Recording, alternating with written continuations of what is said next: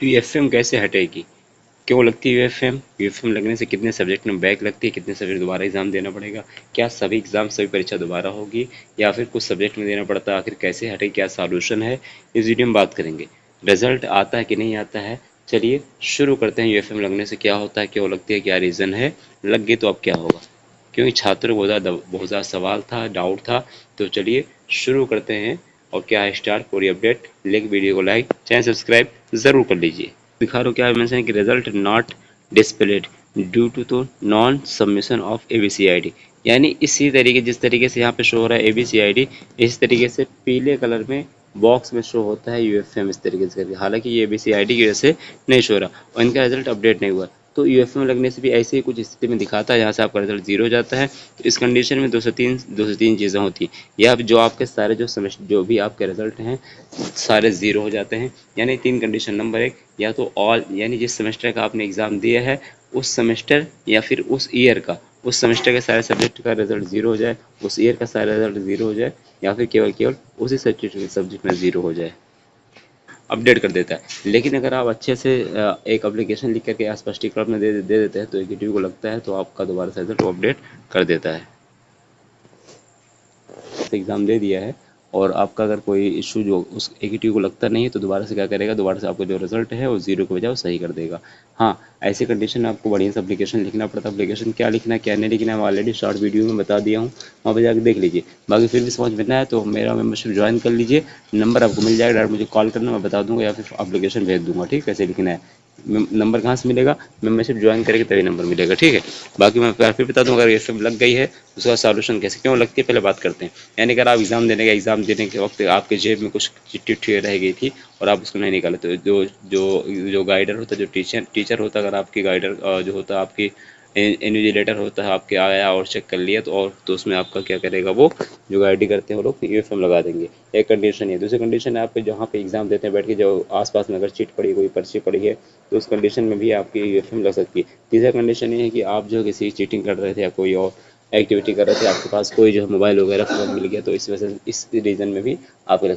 चौथा कंडीशन, पांचवा कंडीशन ये है कि अगर आप जो है यूएफएम इस अगर आप एग्ज़ाम में कॉपी में आप अच्छे से सब लिखे लेकिन अपना मोबाइल नंबर लिख दिया, कुछ ऐसा जो है अनफेयर्ड वर्ड को लिख दिए जो कि आपको नहीं लिखना था, जैसे आपने कुछ लिख दिया कि पास कर दीजिए मैं आपको इतना रुपए दे दूंगा इस तरीके से, तो तब भी आपकी यूएफएम लग जाती है। 1700-1800 बच्चों की पिछली बार यूएफएम लगी थी इसी कंडीशन। मैक्सिमम बच्चे जिनका अपना मोबाइल नंबर वगैरह लिखे थे या कुछ इस चीज़ से, यानी जो सब्जेक्ट से हट करके पढ़ाई से हट करके लिखते हैं तो अनफेयर एडमिन में आ जाता है। ठीक है, तो आपको ऐसा कुछ करना नहीं।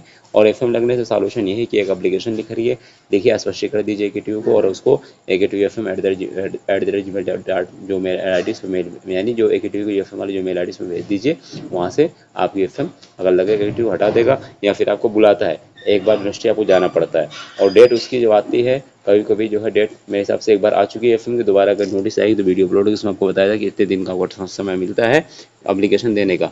और जहाँ तक मुझे याद है कि एक बार एप्लीकेशन की डेट आ चुकी है, तो उस कंडीशन में आप थोड़ा वेट कर लीजिए और या तो फिर आप मुझसे कॉल करना, मैं बता दूंगा। ठीक है, नंबर में आपसे ज्वाइन करके, और या तो आप यूनिवर्सिटी भी जा सकते हैं और वहाँ से आप एक आपको पूछेगा कि क्या वजह था कि आपने ऐसे किया, तो आप वहाँ से अच्छे से बता सकते हैं कि ऐसा था, मैंने जानबूझ के नहीं किया और गलती से हो गया, तो आपको उस कंडीशन में आपकी एफ हट जाती है। और अगर नहीं हटती है तो उस सब्जेक्ट में जीरो होगा या फिर उस सेमेस्टर में या फिर उस ईयर में जीरो हो जाएगा। ठीक है, या फिर ऑल क्लियर हो जाएगा या फिर ऑल जीरो हो जाएगा। आज आप समझ गए होंगे, बाकी कुछ छात्रों को डाउट इस पर बात करते हैं हम।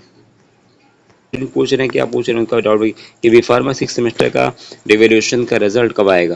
भाई बी फार्मा का सिक्स सेमेस्टर का देखिए जिनका एमपीओ फाइल है उनका रिजल्ट अभी आ रहा है सीओपी का, बाकी और छात्रों को नहीं आ रहा। और उस वजह से अगर आपका जो है लग रहा था एमपीओ फाइल, तो हो सकता है आपका आजकल यानी 1 से 2 दिन के अंदर में आ जाए। बाकी थोड़ा वेट कर लीजिए, कोई अपडेट मुझे मिलेगी तो वीडियो बनाऊंगा। उसके अलावा कह रहे हैं वो बताओ कि भाई मेरा 3-4 सेमेस्टर में बैक है और सेमेस्टर में पेपर दिया था, सेमेस्टर पेपर दिया था, रिजल्ट उसका शो नहीं कर रहा है।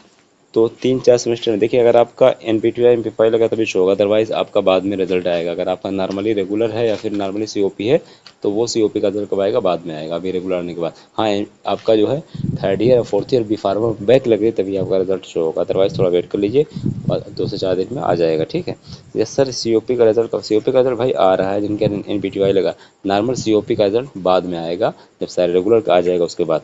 सर थर्ड सेमेस्टर का रिजल्ट अपडेट हो गया है पर फोर्थ सेमेस्टर का अभी नहीं हुआ, वेट कर लीजिए, कुछ दिन के अंदर अंदर हो जाएगा। उसके अलावा यहाँ पे कुछ स्टूडेंट और पूछ रहे हैं कि सर मेरा सेकंड ईयर में 4 बैक है, थर्ड ईयर सेमेस्टर में थर्ड फोर्थ में बैक, अभी फार्मा सीओपी का रिजल्ट है, डिक्लियर हुआ तो थर्ड सेमेस्टर का क्लियर है। भाई कहना क्या चाह रहे समझ में नहीं आया। अगर आपका जो बैक थी तो रिजल्ट आ गया, अच्छी बात है, नहीं आया तो थोड़ा वेट कर लीजिए, ठीक है। बाकी अगर नंबर है तो मुझे कॉल कर लेना आप, ठीक है।